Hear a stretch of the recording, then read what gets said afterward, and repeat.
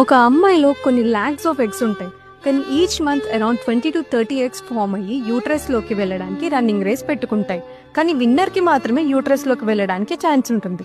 So ఏ egg అయితే win అవుతుందో ఆ ఎగ్ మాత్రమే ఫిలోపియన్ ట్యూబ్ ద్వారా ఓవరీ నుండి యూట్రస్కి వెళ్తుంది. ఆ మిగతా ఓడిపోయిన ఎగ్స్ అన్ని చచ్చిపోతాయి. ఈ ఎగ్ యూట్రస్లోకి వెళ్ళాక 24 hours మాత్రమే బ్రతుకుంటుంది. ఆ టైంలో స్పర్మ్ వచ్చి ఎగ్ని మీట్ అయితే బేబీ ఫామ్ అవుతుంది. ఈ ఎగ్ యూట్రస్ కి వచ్చే లోపు బేబీ వస్తుందని జాగ్రత్తగా చూసుకోవడానికి యూట్రస్ ఒక ఎండోమెట్రియం లైన్ ని ఫామ్ చేస్తుంది.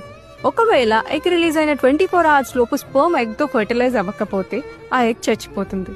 దానివల్ల ఎండోమెట్రియం లైన్ హార్ట్ బ్రేక్ అయ్యి బాధతో బయటకు వచ్చేస్తుంది. దాన్ని మనం పీరియడ్స్ అంటాం. దీనివల్ల stomach pain, back pain, weakness, irritation, mood swings, food cravings ఇలా చాలానే ఉంటాయి. కానీ ఒక్కొక్కరికి ఒక్కోలా ఉంటుంది. కొంతమందికి అయితే పీరియడ్స్ వచ్చే 1 to 2 weeks ముందు నుండి ఇవి స్టార్ట్ అయిపోతాయి. దాన్ని ప్రీ మెన్స్ట్రల్ సిండ్రోమ్ అంటారు.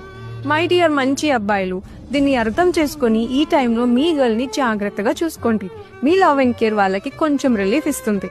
మీరు పట్టించుకోకుండా వాళ్ళు చిరాకు పడుతున్నారని మీరు కూడా చిరాకు పడితే మెంటల్ గా స్ట్రెస్ ఫీల్ అవుతారు. స్ట్రెస్ ఎక్కువ అయితే పీరియడ్స్ రెగ్యులర్ అవుతాయి. ఆ ఇర్రెగ్యులర్ కనుక రెగ్యులర్ అయిందంటే ప్రెగ్నెన్సీ ఇష్యూస్ వస్తాయి.